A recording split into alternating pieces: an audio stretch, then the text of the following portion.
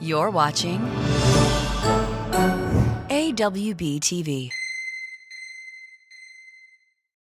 Coming up on Capital Focus, employers lend a helping hand to ramp up vaccinations, emergency COVID relief funds for some employers, and a new vaccine is on its way.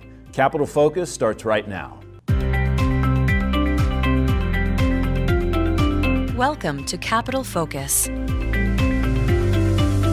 A closer look at the issues that are most relevant to Washington employers.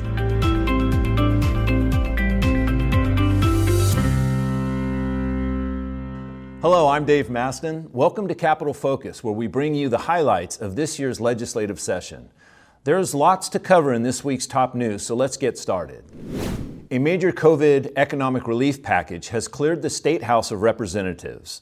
House Bill 1368 includes $2.2 billion in federal dollars to help Washington recover from the pandemic. Included in that amount is $240 million in grants for Washington employers. AWB's Tommy Gantz will tell us more about this a little bit later in the show. Boeing and Microsoft are helping with a vaccine rollout by hosting mass vaccination sites. Boeing is partnering with the Snohomish County Health District and Seattle Visiting Nurses Association to create a site on the company's Everett campus. And Microsoft is opening a new vaccination site at its Redmond campus, partnering with Evergreen Health and Overlake Medical Center. These are great examples of public-private partnerships that are helping our state. State Superintendent of Public Instruction, Chris Rakedahl, has teamed up with Kaiser Permanente to establish vaccine sites for our public school employees. Now, this doesn't move the educators to the front of the line, but when it is time for them to get vaccinated, Kaiser facilities and staff will be there to expedite the process. Several major Washington employers have testified in support of House Bill 1170. In support were Lamson International, Ziva Aero, Out of the Box Manufacturing, and Pacific Northwest National Laboratory. This bill aims to double the state's manufacturing employment base and the number of women and minority-owned manufacturing businesses over the next 10 years. The State Department of Commerce would lead this effort. Up next, tens of thousands of dollars for individual small businesses may be coming soon. We'll get the latest from the Department of Commerce when we come back.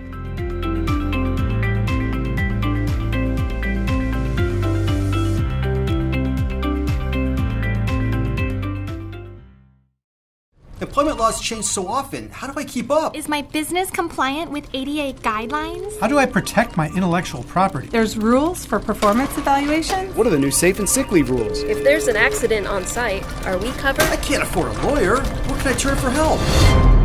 If you run a business, work in HR, or manage any number of employees, you have questions like these every day. And AWB is here to help you get the answers your business needs. Our popular HR and employment law webinar series is back for 2021. We've assembled some of Washington's best employment law experts to help you navigate the changes and updates to our state's sometimes complex legal landscape. 6 webinars tackle everything from hiring and firing to performance evaluations, non-competes, accident prevention, and so much more, with plenty of time set aside for your questions. Continuing education credits are available. AWB's HR and Employment Law Webinar Series. Enroll by February 10th for the best rate. Go to awb.org for more information. Welcome back to Capital Focus. And now, the close-up. Welcome back. Since last March, the federal government has allocated trillions of dollars to help states weather and recover from the COVID pandemic. And right now, some of those dollars are moving through the Washington legislature. How this will help small businesses? Let's take a look. Good news for some Washington employers. Small business grants of up to $75,000 may be coming soon. They're part of a coronavirus relief package working its way through the legislature that's allocating $2.2 billion of federal money. In its current state, $240 million is set aside for small businesses affected by COVID-19. Plus, millions will go to support schools, childcare, public health, food banks, and more. And while some employers appreciate the help, they're wary of the process and the actual impact this money can make after a nearly impossible year of challenges. We did apply for round one of the PPP and got it. We got that early. We used up that PPP during the entire time we were locked down, so that money didn't really go towards rebuilding the business. It went towards keeping people employed, keeping them off unemployment, and doing improvements in the clubs while we were shut down. In this process, we absolutely need our government to build a strong financial bridge to make sure that we stay afloat, that we can weather this storm. Small businesses like mine are still not out of the woods yet. We still need help.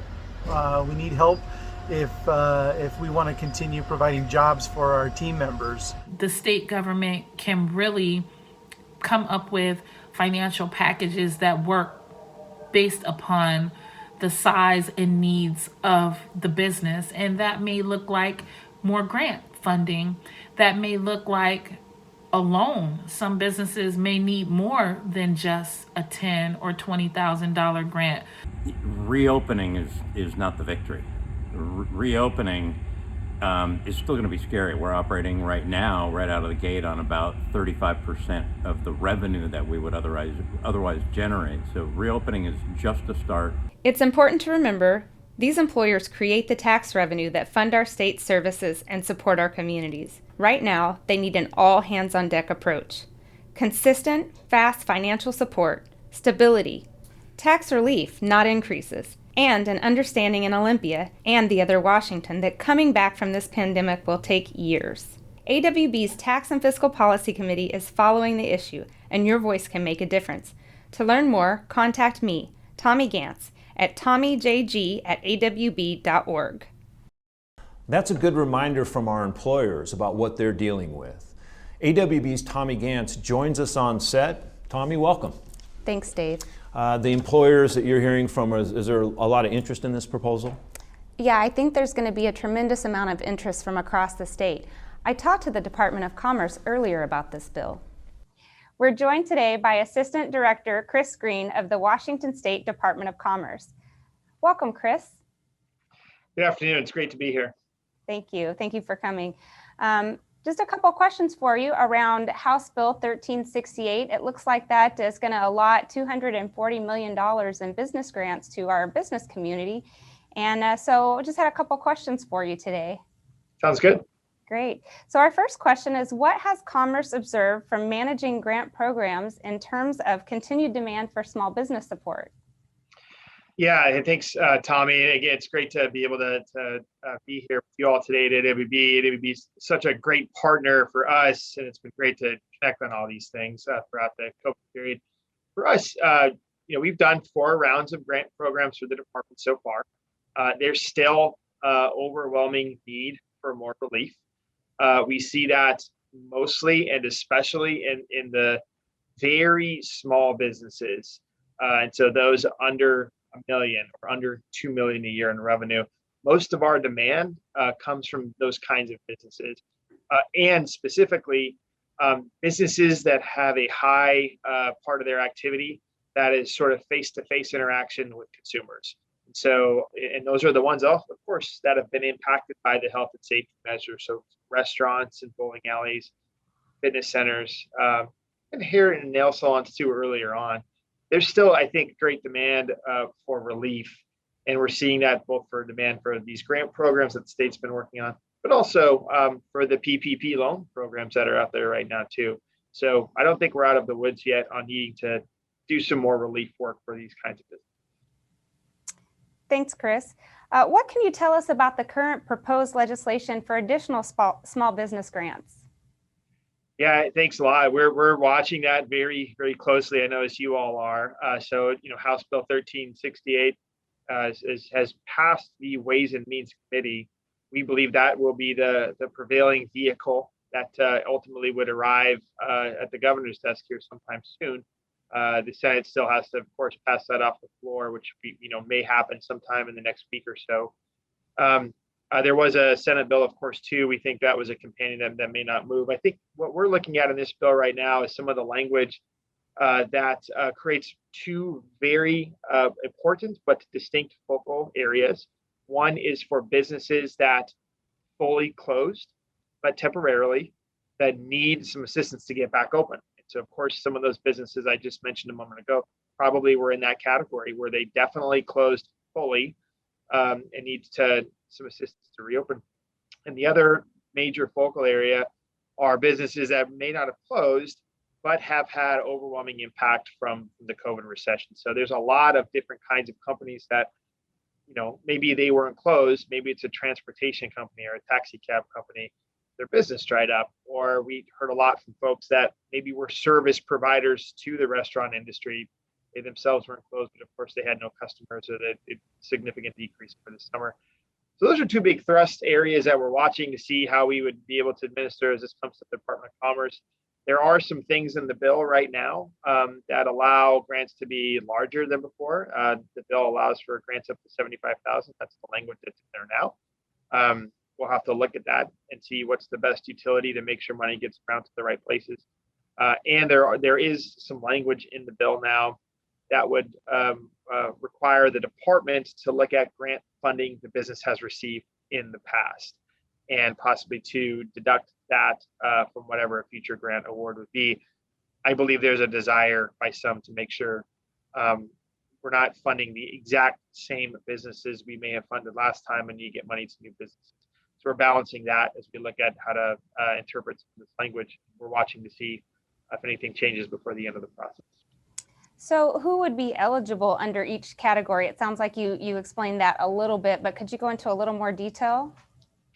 Sure. And so I think as we think about it, I think if we were to have, depending on how we create this, if it's indeed two distinct things, or we try to make it more seamless on the front end so it's easier for businesses to access it, I think we'd have to look at some way to have an indicator or identifier of a business that closed somehow.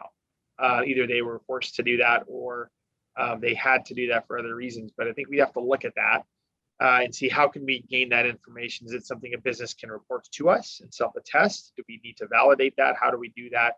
So we're working through that. But those are a lot of those ones I mentioned, the fitness centers and the nail salons and folks that have had to close in the past. I think on the other side, the businesses that would be eligible are, we would probably want to look at, is there a way to understand through an application process how deep that impact was, how severe that was? Was it just a little bit of a decrease in revenue? Was it a much larger decrease in revenue? So was that a really significant economic change for that company?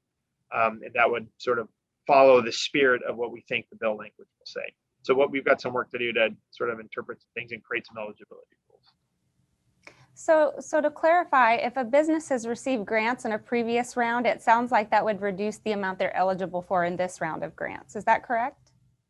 That is what, as I read the bill language right now, that's what it says. And I think what we will look at from the department's point of view is what's, how can we interpret that, or how do we make sure, businesses that got a grant maybe nearly a year ago are still have some eligibility to get some resource or some funding this time.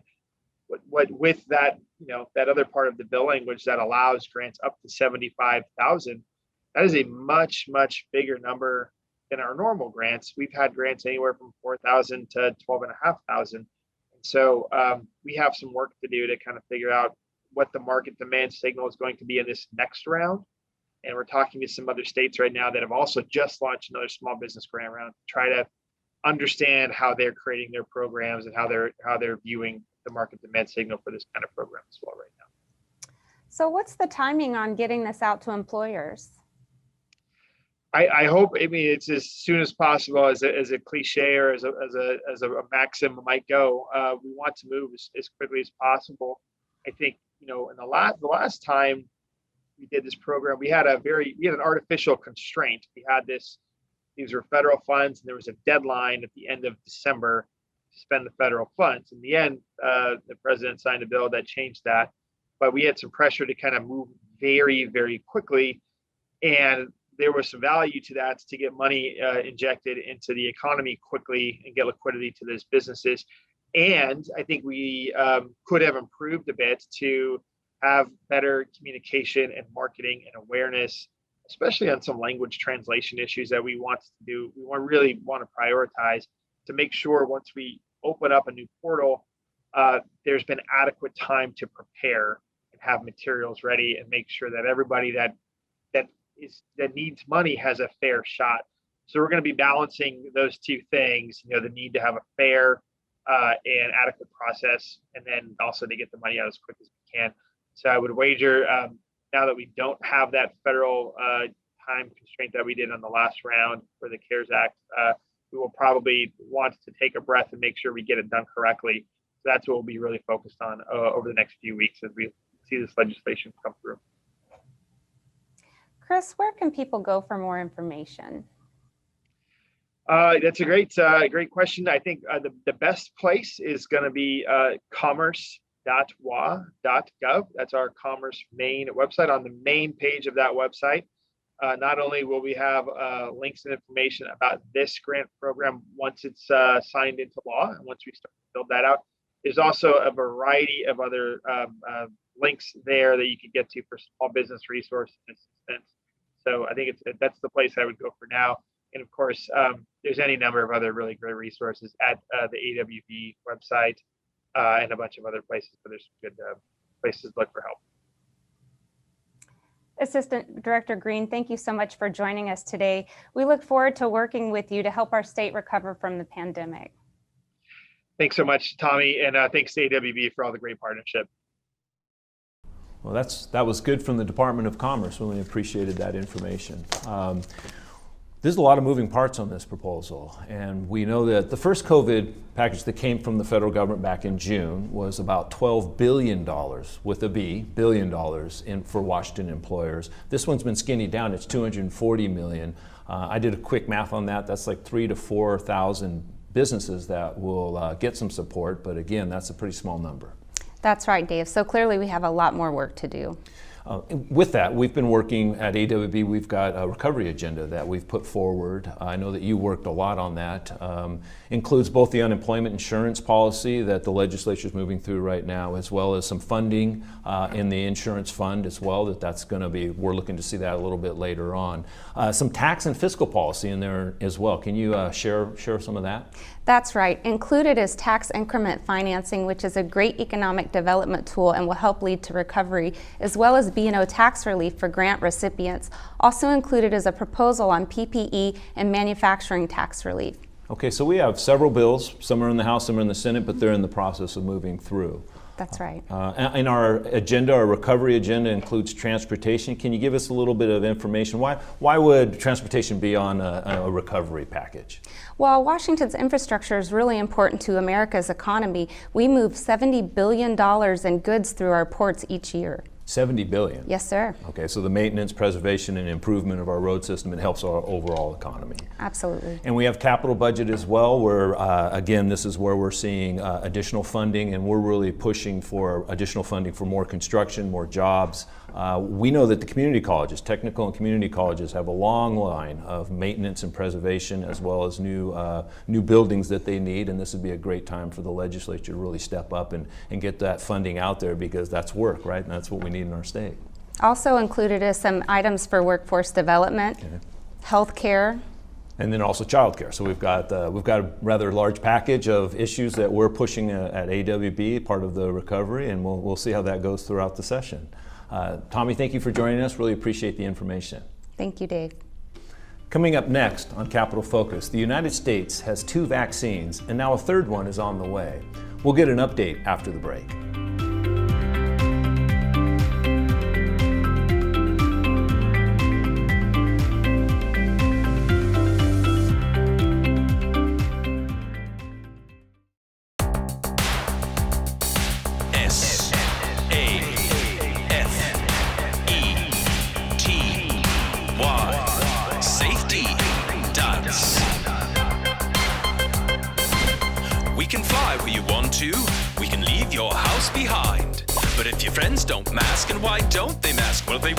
This airline.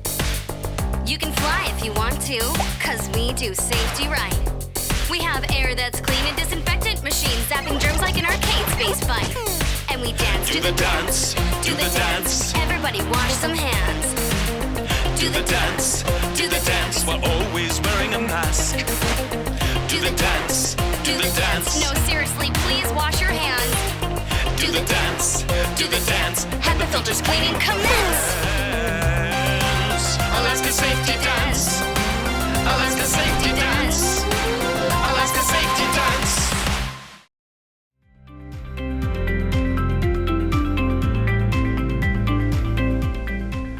Welcome back. Right now, researchers are testing 67 vaccines in clinical trials across the world. In the United States, Pfizer and Moderna vaccines have been rolling out since December, and now there's a new vaccine on deck. Here to tell us more is AWB's Amy Anderson. Amy, thanks for joining us. Give us the update. Great, thanks Dave. Thanks for having me here. Great to be here. And yes, we do have an update. Johnson & Johnson has taken a leading role in vaccine development since the very beginning of the pandemic. And this company has been fighting pandemics for over a century. Joining me now to tell us more is Dr. Rick Nettles, Vice President of Medical Affairs for Janssen Infectious Diseases and Johnson & Johnson subsidiary. Dr. Nettles, welcome to Capital Focus. Thank you for inviting us.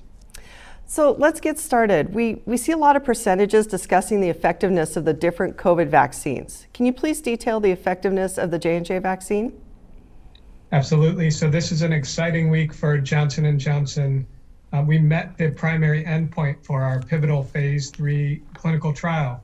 What we showed was 66% efficacy at preventing moderate to severe coronavirus infection. We showed that globally across 3 continents, including South Africa and South America. In the US specifically, we showed 72% effectiveness at preventing moderate to severe disease. And really critically, what we showed across all of these regions, including some of the variants that have emerged, we showed that 85% protection versus severe disease and complete protection against the need for hospitalization or death 28 days after receiving this vaccine. Oh, good news for sure. So one of the current concerns, though, is the available inventory of vaccine. How will the introduction of the J&J vaccine incorporate into vaccine distribution and availability? We've scaled up our ability to manufacture this vaccine in parallel with the phase 3 trial. And we've come to an agreement, an advanced purchase agreement with the US government to supply 100 million doses of the vaccine by the end of June this year. And so we will be distributing the vaccine through the governmental channels like some of the first vaccines have been distributed as well. Very exciting news, and certainly brings a set of optimism that we haven't been seeing recently, so thank you. One of the exciting aspects of the J&J vaccine is that it's a single dose. Can you please explain the difference between the J&J vaccine and the 2 double dose vaccines currently being used? Absolutely. So the first 2 vaccines that are being used use a technology called mRNA, and the J&J Janssen vaccine uses an adenovirus-based technology. We have used this technology to develop other vaccines. The first of our vaccines using the adenovirus was approved recently in Europe. It's an Ebola vaccine. We've used this vaccine against a number of other serious disease areas, including HIV, respiratory syncytial virus, and Zika. And all told, we've used this vaccine in over 200,000 individuals. We adapted that technology to develop a vaccine that's specific for coronavirus.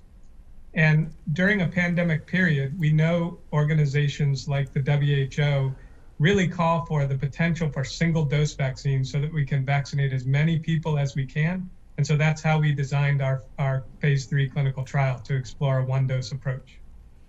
Great. Can you also speak to the long-term effectiveness of the vaccine? Is this something we're going to have to get annually? Do we know this yet, like the flu vaccine? That's one of the big areas that we don't know yet. And none of the vaccines quite know how long the protection will last.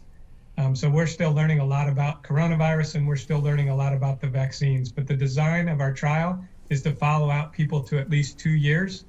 So we will have those answers over time, but we just don't know quite yet. Well, that will be interesting information as it comes along. Do you have a sense as to the timing of when we might see the J&J vaccine in Washington State?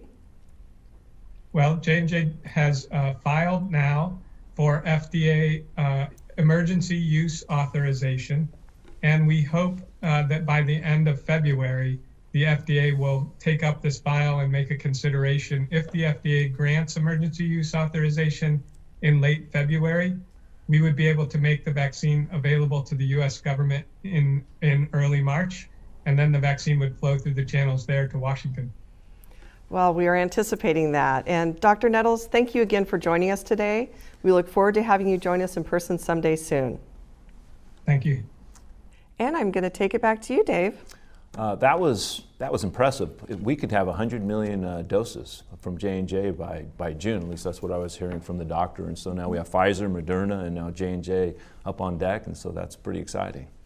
It's very exciting. And for Washington State, we have vaccinated about 10% of our population, so about 700,000 people.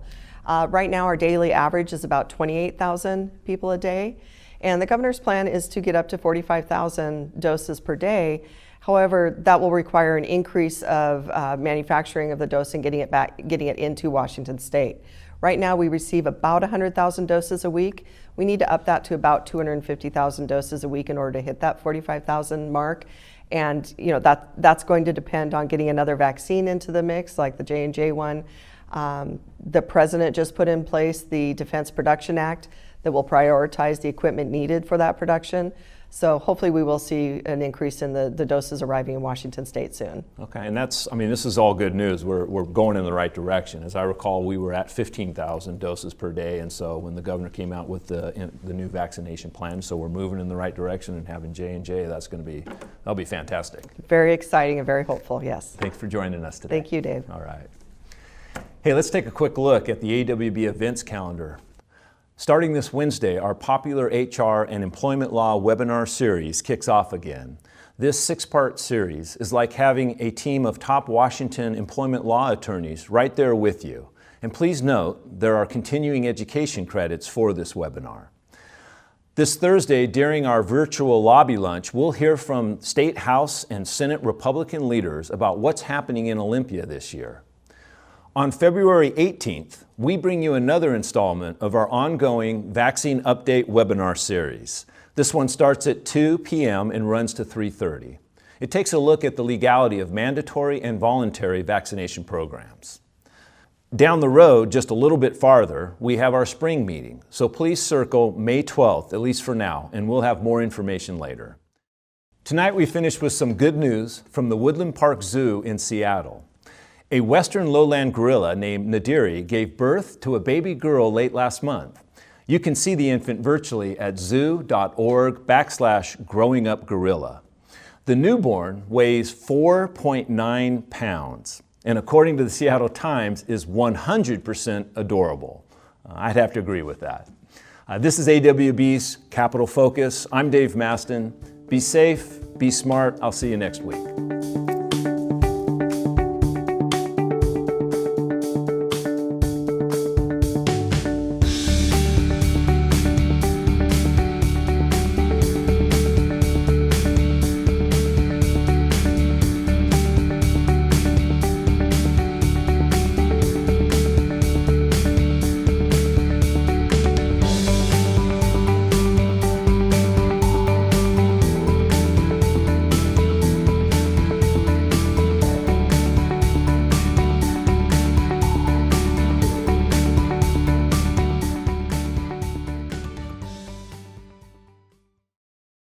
Thanks for watching AWB TV.